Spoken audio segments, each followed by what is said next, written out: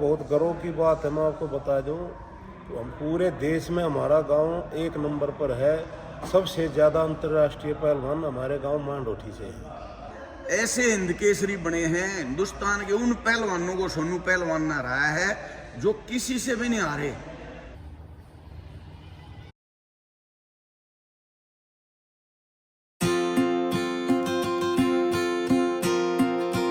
कर दी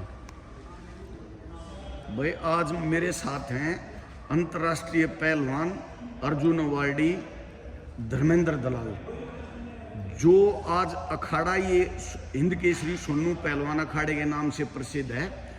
आज हर कोई माँ बाप ये चाहता है कि खाली हरियाणा का नहीं, दिल्ली का, पंजाब का और महाराष्ट्र तक के भी, कि हमारा बच्चा पहलवान धर्मेंद्र कोच साहब के पास कुश्ती करे। तो हम पहले पहलवान जी से पूछ रहे हैं कि आपने किसकी प्रेरणा से कुश्ती शुरू करी थी, कितनी उम्र में शुरू करी थी?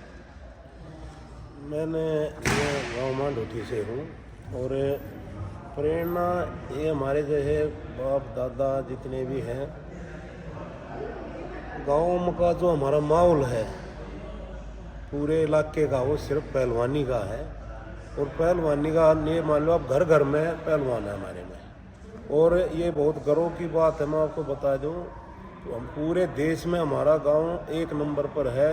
सबसे ज़्यादा अंतर्राष्ट्रीय पहलवान हमारे गांव मांडोठी से है। और एक शुरू से हम देखते आ रहे हैं, हम दंगलों में जाते थे। जैसे सबसे बड़ी प्रेरणा तो मैंने मेरे भाई से ली है, सोनू है, जो इतनी ज़बरदस्त कुश्तियाँ दिखाते थे दंगलों में। और दंगल तभी हमने देखने शुरू किए थे और उसी टाइम से हमारे मन में भी आ गया था भाई हमने भी पहलवानी करनी है। तो जो माहौल है ये सारा ये करके उसी से प्रेरणा मिली हमने। और उससे भी ज़्यादा सपोर्ट रहा फिर घर परिवार का, जैसे पिताजी का और हमारे काका का, ताऊ का, सबका सपोर्ट था। वो पहलवानी ही चाहते, उनका माहौल ही ये था जो हमारे बच्चे पहलवानी करें। बिल्कुल, पहलवान जी ने बहुत ज़बरदस्त बात बताई। और जैसे धर्मेंद्र पहलवान जी ने कोच साहब ने अभी सोनू पहलवान का नाम लिया, तो मैं बताऊं आपको, वो देश के एक ऐसे पहलवान हैं निरोगे, जिनको कभी कोई चोट नहीं लगी और कम बोलने वाले, और वो कुश्ती में उनका ध्यान रहता था। और वो ऐसे हिंद केसरी बने हैं हिंदुस्तान के उन पहलवानों को सोनू पहलवान ने हराया है जो किसी से भी नहीं हारे। और आज भी उनका नाम है, जहाँ भी हिंदुस्तान में चले जाते हैं भाई सोनू पहलवान के। और ये भी धर्मेंद्र दलाल ने बताई कि मांडोठी गांव इस देश की शान है, कुश्ती में नंबर 1 है। पहलवान जी एक चीज़ बताओ आप कि आज ये अखाड़ा देश में नामी अखाड़ा है, महाराष्ट्र तक के, पंजाब तक के, हरियाणा के तो हैं ही। माँ बाप ये चाहते हैं उनका परिवार के भाई यहाँ धर्मेंद्र दलाल कोच साहब के पास कुश्ती करें, सोनू अखाड़े में कुश्ती करें। तो ऐसा क्या आपने विशेष करा इतने कम समय में? सबसे ज़्यादा जगह सब भाई सहयोग से होता है और पूरी टीम है हमारी। और मैं सबसे ज़्यादा एक चीज़ मानता हूँ, एक ही चीज़ उसी के लिए रखता हूँ मैं, वही अनुशासन में रहना है। तो आप रह सकते हो, नहीं तो बिल्कुल भी नहीं। और सबसे ज़्यादा इसी चीज़ को देखते हैं, जो बच्चा अनुशासन में रहेगा वही करेगा उसका। और कोई हम इतना टाइम ख़राब करें, अगला टाइम ख़राब करें, घर के टाइम ख़राब करें, तो ये तो खाली नहीं गिरने, तो एक धोखा पट्टी हो जाती है सबकी। तो मैं चाहता हूँ बच्चे की प्रॉपर मेहनत हो जाए, आगे जाके वो ये बिल्कुल ना बोले कि मेरी पहलवान जी उस टाइम ये मेहनत नहीं हुई। और मैं चाहता हूँ भाई हमने जितना करें उससे हम बेस्ट दें।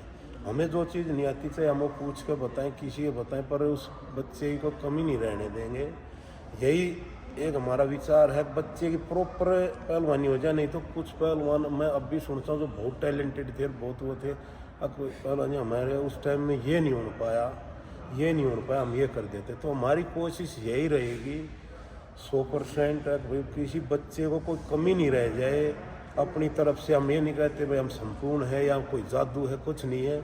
पर ये कोशिश ये रहेगी कि हमें जितना आता है, नहीं आता तो हम किसी पूछेंगे और किसी पूछें, पर उसकी बिल्कुल कमी नहीं रहने देंगे। खाली यहाँ कोई ऐसा नहीं रखना कि हम किसी को घर को या किसी और को हम धोखे में रखें। करेगा तो भाई ठीक है, नहीं तो आपके घर हम बता दी जाएगी ये नहीं कर सकता और इसको ले जा सकते हो आप। खाली वही रहेगा जो करेगा इधर और अनुशासन में रहेगा। धर्मेंद्र कोच साहब ने बहुत जबरदस्त बात बताई कि जो चीज हमें नहीं आती वो सीखने में कोई बुराई नहीं है, और पहलवान के घर वालों को कभी अंधेरे में नहीं रखते, ये बता देते हैं भाई इसमें ये टैलेंट है या नहीं है।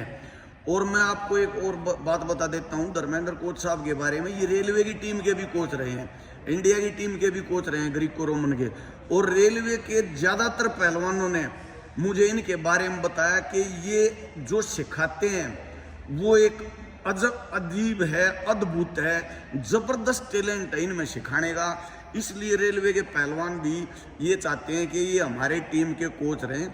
लेकिन ये कई बार ये भी होता है कि सेंटर पर रहना भी ज़रूरी होता है। तो अब मैं पहलवान जी से आज लास्ट क्वेश्चन ये पूछूंगा कि आप पहलवान को और उसके माँ बाप को क्या संदेश देना चाहेंगे कि माँ बाप ऐसा करे और पहलवान ऐसा करे?